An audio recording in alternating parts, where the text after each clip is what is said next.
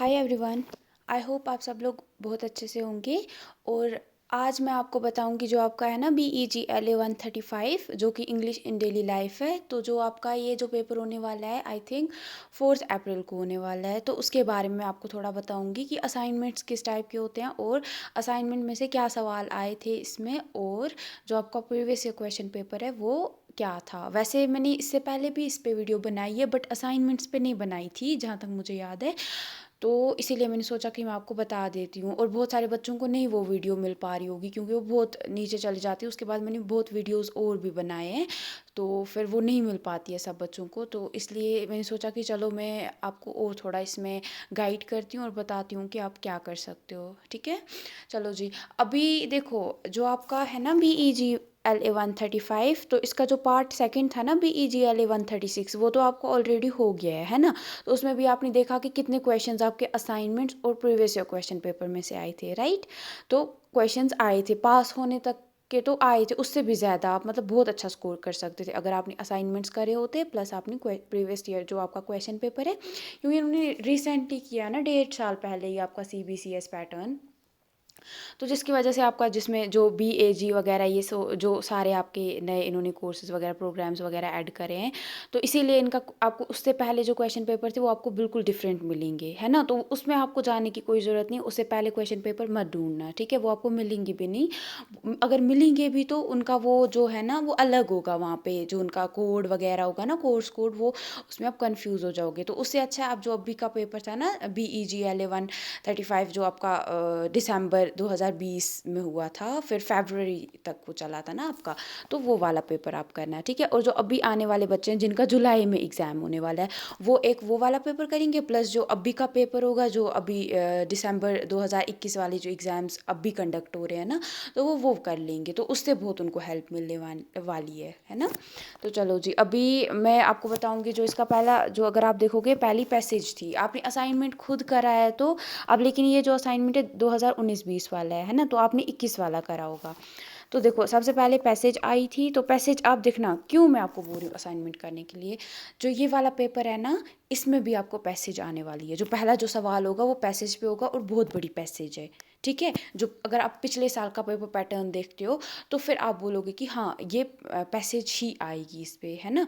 तो जैसे कि आपने BEGLA 136 का देखा, जो पिछला था उसमें भी आपको कॉलम्स पूछे थे, जो जोड़ने थे वर्ड्स को एक दूसरे के साथ। तो इस साल भी वही पूछा था।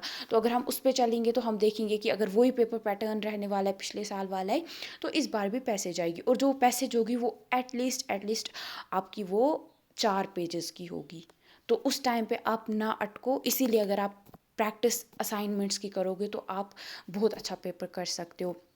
एंड जो पैसेज होती है ना, मेरे हिसाब से, अगर मेरे हिसाब से आप देखोगे, ये जो पेपर होता है ना उसका सबसे सबसे जो ईजीएस्ट पार्ट होता है ना वो पैसेज होती है। क्यों होती है पैसेज? वो इसलिए क्योंकि आपको सिर्फ इसको पढ़ना है और इसमें से आंसर ढूंढने हैं। आपको अपना कुछ नहीं देना है ना। आप अपना, ये नहीं है कि आपको ढूंढना है, अच्छा आपको पढ़ना है, वो आंसर लाना है कहीं से, फिर वो याद रखना है। नहीं, आपको पेपर दिया गया है, आपको जो एक पैसेज है, एक पैराग्राफ है वो दिया है, फिर आपको उसके रिलेटेड क्वेश्चंस पूछे हैं, फिर आपको क्वेश्चंस देखने क्या है और आपको वापस ये पढ़ना है और आपको वहाँ पे आंसर्स मिल जाएंगे।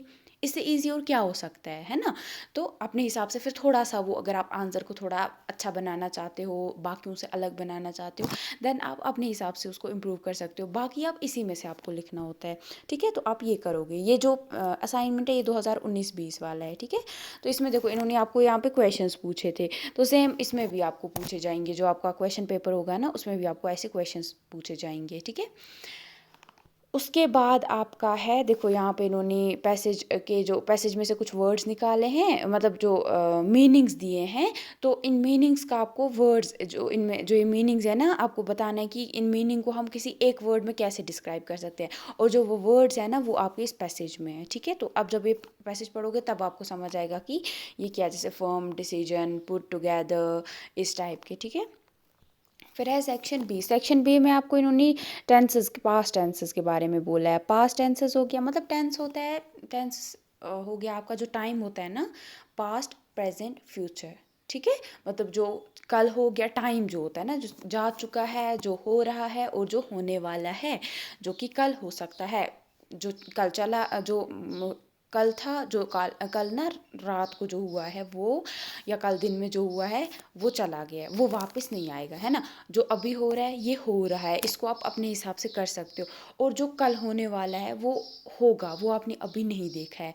तो उस तरीके से आपको इसमें ये लगाना है, ठीक है। तो यहाँ पे सेंटेंसेस दिए हैं, तो आपको देखना है इन सेंटेंसेस में आपको क्या लगेगा, कौन सा जो है आपका। यहाँ पे उन्होंने सीधे आपको बोला है कि पास्ट टेंस लगाना है, मतलब पास्ट में जो चीज़ें हैं वो वाले वर्ड्स आपको जैसे हैपन वहीं से दिया है, तो हैपन का जो पास्ट होता है वो हैपेंड हो जाता है, ईडी लग जाता है यहाँ पे, ठीक है। उस तरीके से आप ये भी प्रैक्टिस करोगे, क्योंकि ये भी आएगा आपका वहाँ पे, ठीक है। चाहे दो ही आ जाएं लेकिन आएंगे। ग्रामर आपको हमेशा अपना अच्छा करना चाहिए, क्योंकि ग्रामर अगर आपका अच्छा होगा तो आप कभी एग्ज़ाम में फ़ेल नहीं हो सकते हो, क्योंकि पैसेज ग्रामर जो होता है ये बहुत ईजी होता है। अगर आप एक बार समझ गए ना, आप कभी नहीं भूल सकते हो। ये चीज़ जो होती है ना, कभी जैसे आपकी हिंदी, बहुत सारे बच्चों ने हिंदी पढ़ी है, बहुत सारे बच्चों ने उर्दू पढ़ी है, ये हमारी मदर टंग्स है ना। तो अब देखो, जो मदर टंग है आप कभी भी नहीं भूलते हो। ग्रामर आपको पता है कि मुझे उसमें क्या लगाना है, आप नहीं बोलोगे कि कोई चीज़ आप अभी कर रहे हो तो आप बोलोगे मैं कर चुका हूँ, है ना। तो डिफरेंस आपको पता है। सेम इंग्लिश में भी अगर आपको ग्रामर आता है ना, then nobody can stop you, ठीक है। कोई भी आपको नहीं रोक सकता है अच्छा करने से, ठीक है। चलो जी, ये आपको हो गया, ठीक है। इसकी आप प्रैक्टिस करोगे, क्योंकि अगर आप इसकी प्रैक्टिस करते हो तो आपको एक आइडिया लग जाएगा। जब नया इसी के रिलेटेड कुछ नया आएगा तो आप उधर ये आइडिया आप वहाँ पे इन्वेस्ट कर सकते हो, मतलब इन्वेस्ट नहीं बोलूँगी, वहाँ पे आप डाल सकते हो ये आइडिया, है ना। उसके बाद है आपका तो ये हो गया, ठीक है। और अगर हो सकता है किस्मत अच्छी हुई तो क्या पता है यहीं से वर्ड्स आ जाएं, ये जो हैं वर्ड्स नहीं, मुझे क्या हो गया आज, मैं अलग अलग कुछ भी बोल रही हूँ। तो आपका ये ऐसे सेंटेंसेस आ जाएं तो आपको वहाँ पे इजी हो जाए करना, है ना, क्योंकि आपने ऑलरेडी करा होगा। उसके बाद आपको क्लॉजेस वगैरह, जो इफ़ क्लॉज होता है ना, जिसमें इफ़ लगा के हम अपने सेंटेंसेस को पूरा कर सकते हैं। अगर ये होता तो, है ना, अगर अगर इफ़ होता है अगर, तो वो ऐसे सेंटेंसेस जहाँ पे अगर लग जाए, ठीक है, जो आपको कंडीशंस बताए। तो ये आपको करना है, इसकी आप प्रैक्टिस कर लोगे। उसके बाद है मेन पॉइंट, जहाँ पे आपके असली मार्क्स होते हैं। देखो यहाँ पे है कि more and more young people leading stressful lives are unable to cope with their situations. ये यहाँ पे बोल रहा है कि आजकल हमारी लाइफ में इतना स्ट्रेस हो गया है, जिसकी वजह से जो यंग लोग, जो जवान लोग हैं, वो इस स्ट्रेस को कोप नहीं कर पाते हैं। मतलब उनको नहीं समझ आता है कि स्ट्रेस को कैसे दूर किया जाए। इतनी उनके दिमाग में प्रॉब्लम्स होती हैं, मतलब प्रॉब्लम्स इन द सेंस कि बहुत उनको घर पे भी टेंशन होती है, अपनी लाइफ में टेंशन होती है, जॉब में भी टेंशन, रिलेशनशिप्स में भी टेंशन, हर एक तरफ से टेंशन ही होती है। तो उनको समझ ही नहीं आता है, एग्ज़ाम वाइज भी वो, उनको स्टडी में भी टेंशन। तो बहुत ज़्यादा स्ट्रेस हो रहा है लाइफ्स में आजकल लोगों की, ठीक है। तो अब आपको क्या करना है, एक डायलॉग लिखना है। डायलॉग तो आता है सबको, है ना, ये कोई नया नया कुछ नहीं है। तो आपको एक डायलॉग लिखना है, जिसमें एक काउंसलर होगा। काउंसलर हो गया, काउंसलर होता है ऐसा कोई शख्स जिसको जो चीज़ के बारे में आप जाके पूछो तो वो उसके बारे में आपको बता सके। काउंसलर आपका स्टडी में भी एक हो सकता है, स्टडी के रिलेटेड। अगर आप बाहर पढ़ने जाते हो वहाँ पे भी उसके रिलेटेड भी काउंसलर होते हैं, जिनको पता होता है कि कहाँ कहाँ पे अच्छी यूनिवर्सिटीज़ है, क्या है। काउंसलर स्ट्रेस के रिलेटेड भी हो सकता है, कि अगर उसको पता हो, जिसने साइकोलॉजी वगैरह पढ़ी होती है, उसको पता होता है कि माइंड कैसे काम करता है, फिर कैसे अगर इमोशंस है उनको कैसे अच्छे तरीके से मतलब ठीक कर सकते हैं कोई, मतलब सारा उसको इस बारे में पता होता है, ठीक है। तो वो आपको बताना है। और एक यंग इंसान है, उनके बीच में डायलॉग होगा। तो you must indicate what is causing the young. तो इसमें आपको जो ये आपका जो डायलॉग है, इसमें आपको ज़रूरी ये बताना है कि उस जो इंसान है बेचारा, जिसको स्ट्रेस है बहुत ज़्यादा, उसको क्या वजह है जिसकी वजह से उसको स्ट्रेस है। या वो स्टडी हो सकता है, या वो जॉब हो सकता है। आप अपने हिसाब से जिस पे आपको अच्छा लिखना आएगा ना, वो आपको बता देना है कॉज। तो आपको 250 वर्ड्स में आपको लिखना है ये, ठीक है। टर्न वाइज ना, कि पहले पहले एक लड़का, जो जो भी आप बोलोगे यंग पर्सन को नाम दे दो कुछ, या यंग पर्सन ही लिख लो। वो हाय बोलेगा, फिर काउंसलर होगा, वो बोलेगा मैं कमेंट सर, फिर वो बोलेगा आ जाओ, इस तरीके से ना। तो वो है। तो उसके बाद है आपका सेक्शन सी, यहाँ पे आपको क्या लिखना है, राइट अ बायोग्राफिकल स्केच। तो आपको एक बायोग्राफिकल स्केच लिखना है। बायोग्राफिकल हो गया किसी की लाइफ के ऊपर, ठीक है। तो 250 वर्ड्स में। तो कोई सोशल वर्कर, मतलब सोशल वर्कर हो गया जो कि सोसाइटी के लिए जो लोग काम करते हैं। आप देखोगे बहुत सारे लोग हैं जो बहुत मतलब चैरिटी देते हैं, लोगों के साथ जाते हैं, उनको पढ़ाते हैं, बहुत हेल्प करते हैं लोगों की, ठीक है। जो हमारी सोसाइटी में ऐसे लोग हैं जो अपनी नीड्स बेचारे पूरी नहीं कर पाते हैं, उनकी लाइफ में बहुत सारी प्रॉब्लम्स होती हैं, बहुत नीडी होते हैं वो लोग, जिनको बेचारों को पूरे दिन का खाना नहीं मिल पाता है। तो वो क्या ही मतलब एजुकेट क्या करेंगे वो बच्चों को। हम बोलते हैं कि हमारा इंडिया आगे बढ़ना चाहिए, हमारे इंडिया में सब एजुकेटेड होने चाहिए, बट कैसे एजुकेटेड होंगे? अगर आप देखोगे, रियलिटी देखोगे ऑन ग्राउंड, वहाँ पे आप देखोगे इतने ज़्यादा गरीब लोग हैं ना हमारी सोसाइटी में, इतने ज़्यादा गरीब बेचारे, वो क्या एजुकेट करेंगे अपने बच्चे को, है ना। मतलब जिनको अपने दिन के खाने का मतलब कुछ नहीं मिल रहा है, वो बेचारे आप कैसे एक्सपेक्ट कर सकते हो कि वो बच्चे को स्कूल भेजेंगे, है ना। तो इसीलिए आप क्या कर सकते हैं, हमें मतलब आपको, ये मैं आपको थोड़ा ये बता रही हूँ, ये इसके रिलेटेड नहीं है बट मुझे आया मन में तो इसलिए मैं बोल रही हूँ। तो इसीलिए हम क्या कर सकते हैं, मतलब हमें हर हमारी तरफ से अगर हम थोड़ी भी किसी की हेल्प कर सकते हैं ना, ये नहीं पैसे दे के नहीं, बट मतलब उसकी अगर खाने में ही हेल्प कर सकते हैं, वो भी बहुत बड़ी बात है, ठीक है। तो अगर कभी भी आपको लगता है आपकी लाइफ में आपके आसपास कहीं पे भी कोई बेचारा नीडी है, कुछ है, प्लीज़ उसकी हेल्प किया करो। ये मतलब आप थोड़ी वो इंसानियत के हिसाब से, ये मत कि आप जन्नत में जाओगे, कोई खुदा खुश हो जाएगा, गॉड खुश हो जाएगा। नहीं, उससे पहले सोचो कि वो इंसान खुश हो जाएगा, जिसकी आप हेल्प करोगे ना, वो उसकी जो नीड है वो पूरी हो जाएगी आपके एक छोटे से स्टेप की वजह से, है ना। तो ये, और गवर्नमेंट को भी थोड़ा मतलब बहुत गवर्नमेंट करती है, बहुत ज़्यादा करती है, जैसे गवर्नमेंट स्कूल्स हैं, और भी बहुत सारी चीज़ें कर रही है गवर्नमेंट गरीब लोगों के लिए, बट और कुछ भी करनी चाहिए गवर्नमेंट, जैसे कि फिर भी मतलब गवर्नमेंट स्कूल्स में फिर भी बच्चों को थोड़ा बहुत पे करना पड़ता है, चाहे मतलब ऐसा भी नहीं है कि फ्री, मतलब बुक्स वगैरह आपको सब मिल जाती हैं। 8th के बाद भी फिर कुछ ऐसा होना चाहिए कि बच्चे, बहुत सारे गरीब बच्चे 8th तक अगर उन्होंने पढ़ लिया, उसके बाद तो उनको खुद लानी है ना बुक्स वगैरह, सारा खुद। जब वो यूनिवर्सिटी जाएंगे, सारा उनको खुद करना है। जब उनके पास पैसा ही नहीं होता, जब थोड़ी सी भी नहीं होता उसके पास, अगर आप इंदिरा गांधी का ही देख लो, नेशनल ओपन यूनिवर्सिटी, यहाँ पे भी आपको पे तो करना ही पड़ता है, ऐसा नहीं है कि फ्री में सारा आपको हो रहा है ना। तो पे करना पड़ता है। तो इस तरीके से अगर जैसे कि कुछ और स्टेप्स लेने चाहिए गवर्नमेंट को, जिससे मतलब जो बहुत गरीब लोग हैं उनकी हेल्प हो जाए, जो बहुत नीडी लोग हैं उनकी हेल्प हो जाए, ठीक है।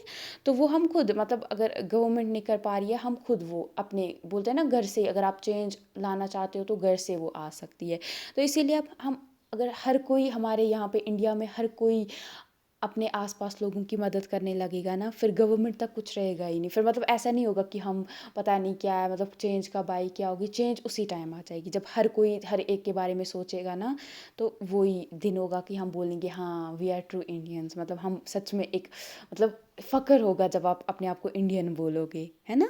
मतलब बहुत अच्छा लगेगा उस टाइम पे। चलो जी, ये हो गया। उसके बाद है आपका, ठीक है, ये आपको लिखना है कि क्या क्या उस इंसान ने, जो सोशल वर्कर है, उसने क्या काम किया, क्या वो कर रहा है, ठीक है। तो कैसे या जैसे कि ये थे आपके, मतलब बहुत सारे लोग थे ना, मदर टेरेसा जो थी, वो भी एक सोशल वर्कर थी। आप देखोगे कितना उन्होंने काम किया था सोसाइटी के लिए। तो इस तरीके से आपको करना है। उसके बाद है एक एंशियंट हिस्टोरिकल मॉन्यूमेंट है एक आपके एरिया में, तो वो धीरे धीरे ना क्रम्बल हो गया कि वो टूट रही है, उसमें सुराख पड़ रहे हैं, उसमें छेद हो रहे हैं, जिसकी वजह से उसको वो ख़राब हो रही है। तो उसको ज़रूरी अब ठीक करना है। तो अब आपका जो लोकल लीडर है, जैसे कि एमएलए होते हैं ना हमारे लोकल लीडर्स, उसको आपको लिखना है एक लेटर, जिसमें आप उसको बताओगे कि किस तरीके से उस मॉन्यूमेंट को आप सेव कर सकते हो, ठीक है, या वो सेव करा सकते हैं, और क्यों, क्या क्या करना है और क्यों करना है, ज़रूरी उसको सेव करना है, ठीक है। तो इस तरीके से, चलो जी, ये आपको 250 वर्ड्स में लिखना है। उसके बाद है अब आपका 2021-22 वाला, ठीक है, जो आपने भी किया था। तो इसमें भी आपको एक पैसेज है न्यू ईयर पे, और उस पे आपको आंसर्स करने हैं फिर, ठीक है, ये आप अच्छे से देखोगे।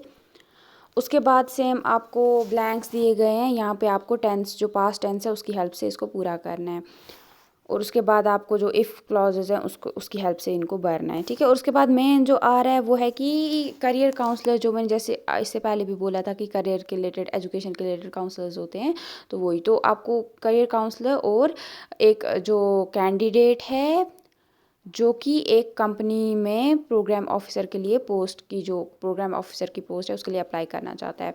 तो अब आपको बताना है कि इन दोनों के बीच में बात हो रही है, ठीक है। You can indicate the problems of the young aspirant at this critical juncture of his career. तो अब आपको बताना है कि उसके बीच में क्या वो उससे क्या क्या बात करेगा काउंसलर से, और क्या उसको प्रॉब्लम आ रही है अभी, कि वो क्यों इसके लिए अप्लाई करना चाहता है, वो किस लिए, वो क्या और क्या उसकी लाइफ में ऑप्शंस है जो देख सकता है। तो उस तरीके से आपको बताना है, ठीक है। और 300 वर्ड्स में आपको इधर लिखना था एक डायलॉग।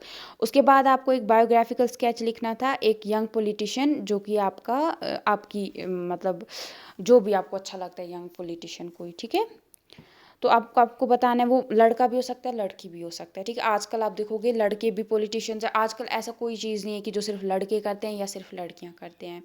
लड़का लड़की दोनों आजकल हर एक चीज़ कर सकते हैं, है ना। तो ये आप हमेशा आजकल जब भी आप कोई लेटर लिखते हो, ये या आप कोई भी कुछ खत लिखते हो, या खत लेटर सेम ही होता है, या आप कोई पैराग्राफ ऐसे लिखते हो, ये हमेशा जेंडर न्यूट्रल हमेशा रहना, ठीक है। ये मेरी बहुत अच्छी एडवाइस है आपके लिए, बहुत इंपॉर्टेंट एडवाइस है।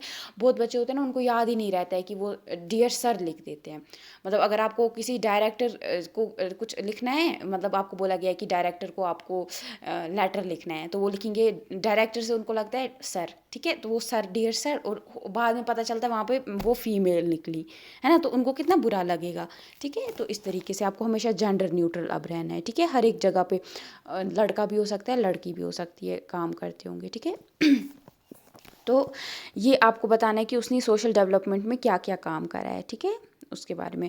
उसके बाद आपको एक रिपोर्ट लिखनी है न्यूज़पेपर में, और उसमें आपको ऑन द एनईपी के ऊपर, और जिसमें आपको बताना है कि its implementation in our educational institutions, यानी उसने क्या क्या, या जो ये लॉ है इसकी जो ये पॉलिसी है, ये कैसे हमारे एजुकेशनल इंस्टीट्यूशन में इम्प्लीमेंट की गई है, ठीक है। Emphasize on the language policy of NEP document, और जो ये डॉक्यूमेंट है इसकी जो लैंग्वेज पॉलिसी का क्या मतलब क्या बता रहा है लैंग्वेज पॉलिसी के ऊपर ये। तो आपको 300 वर्ड्स में ऐसा लिखना है। वैसे ऐसा इस टाइप का तो आपको ये पूछेंगे नहीं, तो फिर भी आप इसको देख लेना एक बार। अब है उसके बाद आपका जो मेन पेपर है, ठीक है। अब मेन पेपर के ऊपर हम आते हैं। तो देखो, मैं आपको ये थोड़ा साफ नहीं दिख रहा होगा, उसके लिए मैं माफ़ी मांग चाहती हूँ, बट मुझे असल में पेपर कहीं मिल ही नहीं रहा था, कहीं पे भी साफ पेपर नहीं मिल रहा है, तो इसलिए मैं नहीं ढूंढ पा रही थी, ठीक है। तो मैंने ये आप स्क्रीनशॉट्स ही लिए, तो मैंने सोचा कि इससे आपको थोड़ी हेल्प मिलेगी, ठीक है। तो ये आप देखो कितनी बड़ी पैसेज है, यहाँ पे पैसेज है, आपको सारे क्वेश्चंस करने हैं, और हर एक क्वेश्चन का इक्वल मतलब मार्क्स है, ठीक है। उसके बाद है आपका ये यहाँ से स्टार्ट हो रही है पैसेज, ये देखो यहाँ से ये, और फिर यहाँ से, और फिर यहाँ से, ठीक है। ये मैं जल्दी जल्दी थोड़ा मैंने किया, उसके लिए सॉरी। देखो ये आप देख सकते हो, ठीक है। या आप इसको पॉज करना वीडियो को, उसके बाद आप पढ़ लेना, ठीक है। जिस तरीके से ये आप देखो, ये वाला, ठीक है, ये पैसेज थी आपकी, ये देखिए आप, और ये, ठीक है। और यहाँ से फिर आपके सवाल स्टार्ट हो गए थे, ठीक है। पहले आपको टिक देना था सही जो आपके आंसर्स थे इसमें लगे आपको, और उसके बाद आपको आंसर्स करने थे सीधे सीधे, ठीक है। और फिर था आपका अपोजिट्स आपको बताने थे, कुछ वर्ड्स दिए थे इनके जो अपोजिट्स हैं, ठीक है। जैसे एक्सेप्ट का रिफ्यूज, डिपार्चर का अराइवल, इस तरीके से, ठीक है। पब्लिकली का प्राइवेटली, ठीक है। इस तरीके से आपको एंटोनिम्स होते हैं ना, आपने पढ़े हैं ना एंटोनिम्स, जिद, जिद जिसको उर्दू में बोलते हैं, मतलब जो कि उसका अपोजिट हो, मतलब कोई वर्ड आपने बोला हाँ का ना, ठीक है, ऐसे जो होता है, सुबह का रात, ठीक है, इस तरीके से। उसके बाद आपको कुछ ये यहाँ पे 6 वर्ड्स दिए गए हैं, इनके 5 के ऊपर आपको अपने हिसाब से सेंटेंस बनाने हैं, ठीक है। बहुत ही ईजी। उसके बाद आपका इधर बोला था कि सोशल इनजस्टिस, जो आपका ब्लॉक 4 था, उसमें आपने देखा था कि अनटचेबिलिटी वाला जो मैंने आपको पढ़ाया था, अगर आपने मेरे वो वीडियोस देखे होंगे।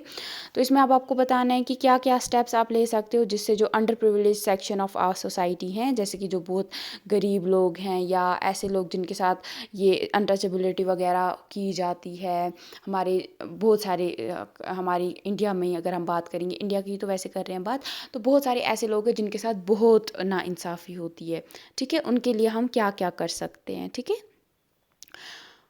उसके बाद है आपका, या अगर आपको ये नहीं, इस पे आप अच्छे से नहीं कर पाओगे, तो या आपको लिखना था कि एग्जामिनेशंस क्या इंपॉर्टेंट है, क्यों है और क्यों नहीं है। आपको इस पे एक ऐसे 200 से 250 वर्ड्स में अपने ओपिनियंस आपको एक्सप्रेस करके अपने हिसाब से लिखना था। उसके बाद है कि आप एक कोल्ड ठंडी कंट्री ले लो, कनाडा घूमने जा रहे हो, और आपको ये टेंशन है कि वहाँ पे क्या, अगर हेल्थ मतलब आपकी मत ख़राब हो जाएगी ठंड की वजह से, वहाँ पे किस किस्म के गर्म कपड़े लेने हैं, कितने लेने हैं, या कोई प्रिकॉशंस तो नहीं आपको ले रखने हैं, मतलब क्या क्या प्रिकॉशंस वहाँ पे लेने हैं, तो इस पे आपको टेंशन है। तो अब आपको क्या करनी है, एक टेलीफोन कन्वर्जेशन करनी है, सॉर्ट ऑफ डायलॉग आपको करना है, ठीक है। अपने फ्रेंड से आप टेलीफोन पे बात करोगे और उसको आपको बताओगे कि क्या, ये सारी पॉइंट्स आप उसके साथ डिस्कस करोगे, लगभग 12 से 15 बार आपको ये करना है, ठीक है। आप उसको कॉल करोगे, हेलो, फिर बोले हाय, हाउ आर यू, इस तरीके से आपको ये करना है। उसके बाद आपको है पिक आउट 5 वर्ड्स, और उसके बाद आपको जो ये सवाल है, इसमें आपको बोला है कि 5 वर्ड्स आपको यहाँ से इस साइड से लेने हैं, और जिसमें कोई जो है फॉर मतलब कुछ जो आपके ये हैं लेटर्स हैं जो प्रोनाउंस नहीं कर रहे हैं, मतलब जिनकी आवाज़ नहीं निकल रही है। जैसे कि you do not pronounce the letter L in talk, जैसे कि टॉक हम TALK टॉल्क होना चाहिए ना, बट हम क्या बोलते हैं, टॉक, टॉक एल साइलेंट रहता है। वैसे ही नी, KNEE है ना, बट के हम किनी नहीं बोलते, हम नी बोलते हैं, NEE, ठीक है, इस तरीके से, ठीक है। उसके बाद है मोटर, मोटर, ठीक है, मोटर, ठीक है, इस तरीके से, या मोटर, ये वैसे इसमें सारा ही बोला जाता है, तो MOTO यहाँ पे लगभग रह रहा है। प्रैक्टिकल, ठीक है, प्रैक्टिकल, या इसमें मतलब मोटर और प्रैक्टिकल में तो जिसमें इन्होंने देखो आपको बोला है कि 5 वर्ड्स आपको ढूंढने हैं। मोटर में भी अगर आप देखोगे तो ये सारा ही मोट, अगर आप अंग्रेज़ों की तरह बात करोगे फिर मोट हो जाएगा, प्रैक्टिकल हो जाएगा, बट अगर हम अपने हिसाब से बात करेंगे तो ये सारे वर्ड्स हम पढ़ रहे हैं, ठीक है। तो उसके बाद पहला है नी, फिर हम देखेंगे थंब, हम थंब नहीं बोलते, हम थंब बोलते हैं, थंब, बी साइलेंट रहता है। हम एडजेक्टिव नहीं बोलते, हम एडजेक्टिव बोलते हैं, डी यहाँ पे साइलेंट रहता है, ठीक है, एडजेक्टिव, ठीक है। या ऑलवेज, ऑलवेज ही रहता है, ALW वेज, ठीक है। टॉयज, टॉयज, एनर्जेटिक, ठीक है, इस तरीके से, एनर्जेटिक भी, एनर्जेटिक पूरा ही पढ़ रहे हैं। ग्नॉ नहीं हम पढ़ते, हम नौ पढ़ते हैं, जी साइलेंट रहता है, तो NAW, नौ। वॉल्क नहीं हम पढ़ते, हम वॉक पढ़ते हैं, सबको ये पता है ना, WALK के बजाय हम वॉक, WAK जैसा पढ़ते हैं, वॉक, ठीक है। ये आपको 5 ढूंढने थे, तो आपके वो मिल ही जाएंगे। तो आपको ये बात याद रखनी है कि सब में जैसे motor, practical, always, toys, energetic थे ना, ये सारे में मतलब ये हो रहा था आपका, आवाज़ मतलब सबको निकल रही थी अपनी अपनी, तो ये याद रखना है। अब आपको यहाँ पे इमेजिन करने के लिए उन्होंने बोला है कि आप एक स्टूडेंट हो, तो आपको एक बोला गया है इस कॉलेज में कि एक लोकल फ्रूट जो बेचने वाला जो होते हैं, रेडी पे वेंडर होते हैं जो एक जगह से दूसरी जगह बेच रहे होते हैं फ्रूट अपना, तो आपको उसका इंटरव्यू लेना है। तो आपको 5 सवाल ढूंढने हैं जो आप उसको, वो लड़की भी हो सकती है, लड़का भी हो सकता है, जैसे मैंने आपको बोला, तो आपको उस हिसाब से उसको 5 सवाल पूछने हैं, ठीक है, उसके काम के रिलेटेड। उसके बाद आपको एक अपने बारे में प्रोफाइल लिखनी है, जिसमें मतलब 150 से 200 वर्ड्स में आपको बताना है कि आप क्या करते हो, आपका नाम क्या, आप क्या करते हो, आप क्या करना चाहते हो, आपके शॉर्ट टर्म गोल्स क्या, मतलब जो ऐसी चीज़ें जो आप जल्दी जल्दी पाना चाहते हो, करना चाहते हो, या आपके लॉन्ग टर्म गोल्स क्या है, मतलब आप आज से 5 साल के बाद क्या अचीव करना चाहते हो, उस तरीके से, ठीक है। और आप किन वैल्यूज़ में बिलीव करते हो, आपका मतलब क्या सोचते हो, उस तरीके से थोड़ा आपको बताना है। उसके बाद आपको यहाँ पे सेंटेंसेस दिए गए हैं, तो लिंकर्स हो गया until, when, so, but 2 sentences को जो बीच में जोड़ेगा, ठीक है, तो 2 सेंटेंसेस को जो जोड़ेगा, ठीक है, इस तरीके से, या सेंटेंस एक को पूरा करेगा, ठीक है। तो ये उसकी हेल्प से आपको इसको पूरा करना था। और उसके बाद रीराइट, मतलब इन जो ये हैं ये आपके एक्टिव वॉइस में दिए हैं, इनको आपको पैसिव वॉइस में बताना है। उसके बाद है आपका ईच ऑफ दिस, ये जो सेंटेंसेस है इन सब में कोई ना कोई मिस्टेक है, तो आपको इस मिस्टेक को बाय निकालना है, ठीक है। तो आपको इनको सही से लिखना है, सही फॉर्म में। और उसके बाद है आपका 11, यहाँ पे आपको जो वर्ब्स हैं, जो सही वर्ब्स हैं, उनके हिसाब से इनको पूरा करना है, ठीक है। तो ये था आपका क्वेश्चन पेपर, ठीक है। आई होप आपको इससे हेल्प मिली होगी। और हाँ, मैंने इस पे जो, अगर आप चाहते हो कि ये जो क्वेश्चन में जो एक पेपर्स, जो आपका पेपर है इसमें क्वेश्चंस आए कहाँ से हैं, तो इसके ऊपर मैंने आपका जो ये सब्जेक्ट है BEGLA 135, इस पे मैंने जो इसके इंपॉर्टेंट क्वेश्चंस जो आपको करने हैं, जो आप छोड़ नहीं सकते हो, उस पे मैंने 5-6 वीडियोस बनाई हैं, ठीक है। अगर आपके पास इतना टाइम है कि आप देख सकते हो, देन आप जाओ, आप देख सकते हो BEGLA 135, मेरी प्ले लिस्ट आप देख सकते हो यूट्यूब चैनल पे, वहाँ पे मैंने प्ले लिस्ट बनाई है इसके लिए अलग से। तो वहाँ पे आप सारे वो इंपॉर्टेंट क्वेश्चंस देख सकते हो और उनकी आप प्रैक्टिस कर सकते हो, ठीक है, अपने हिसाब से। तो उसमें मैंने आपको समझाया कि क्या क्या इंपॉर्टेंट है, और इसका मैंने ये पूरी बुक ही कंप्लीट कराई है पढ़ा के। उतना तो अभी आप नहीं पढ़ सकते हो क्योंकि वो बहुत बड़ा है, बहुत ज़्यादा वीडियोज़ हैं, वो मुश्किल हो जाएगा आपके लिए पढ़ना। अब आपको जहाँ जहाँ पे प्रॉब्लम है आप वही वीडियो देख लो, ठीक है। और आप क्या करो, फास्ट फॉरवर्ड होता है ना जो ऑप्शन, उससे आप देख सकते हो, क्योंकि मैं नहीं चाहती हूँ कि मेरे वीडियो अपने इसके लिए मैं आपका टाइम वेस्ट करूँ। तो मैं पहले ही आपको बताऊँगी कि वो उसमें वो थोड़े लंबे लंबे आप अपने हिसाब से देख सकते हो, जहाँ जहाँ पे आपको प्रॉब्लम है या जो आपको इंपॉर्टेंट लगता है वो आप देख सकते हो, समझ सकते हो। जो आपको नहीं लगता है देन मत देखो, ठीक है। आपको अपना देखना है, किसी और का नहीं, ठीक है, अपने हिसाब से। तो चलो, ऑल द बेस्ट इस पेपर के लिए। मैं चाहती थी कि मैं आपको बता सकूं कि क्या इंपॉर्टेंट है, कितना आपको करना है। तो मुझे लगता है मैंने अपनी बात आप तक पहुंचा दी है। तो अगर आपको और भी कोई प्रॉब्लम आ रही है तो आप मुझे कमेंट सेक्शन में बता सकते हो। एंड अगर आपका बाकी BPSC 132 है या BHIC 131 132 है, उसके ऊपर भी मैं, और जो आपका EVS जो भी होने वाला है ना, उस पर भी मैं आपकी वीडियोस नेक्स्ट 5 डेज़ में बना दूंगी, ठीक है। चलो, थैंक यू।